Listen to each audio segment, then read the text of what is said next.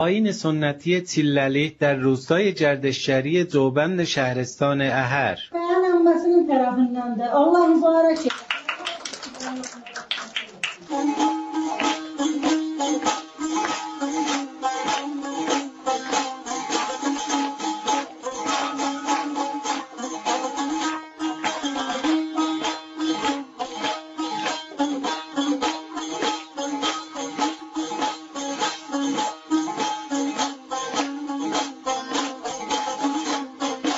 این رسم دیرینه که هنوز در شهرستان احر شکل واقعی و سنتی خود را حفظ کرده، بردن هدایا به مناسبت شب تله در طبق‌های شکیل از طرف خانواده داماد برای نوعروسشان می باشد. Kəndimizdə rəsmidir. Təzə gəlinə, tillədə, çərşənbədə, bayramda kado apararlar. Qarpız aparırıq, nar aparırıq, isti libas aparırıq, qızıl aparırıq, başmaq aparırıq. اجرای بدون تحریف و انتقال به نسل جدید موجب ماندگاری این رسومات زیبا نیز خواهد شد. Ne güzeldir anamın ihsanı tillə dedesi.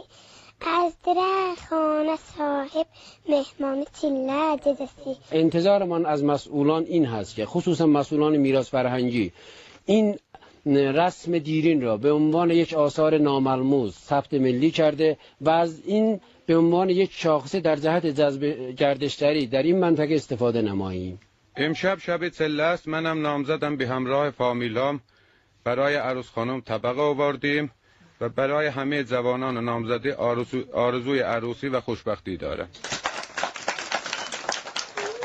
Allah bunları xoşbəxt eləsin inşallah. Bəh, bəh, bəh, bəh.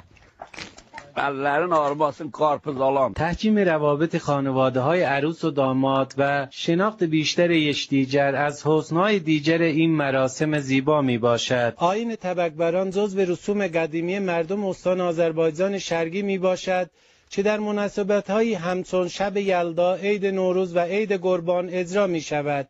پرویز گلیزاده، خبرگزاری صدا و سیما، روستای گردشگری و تاریخی ذوبند احر.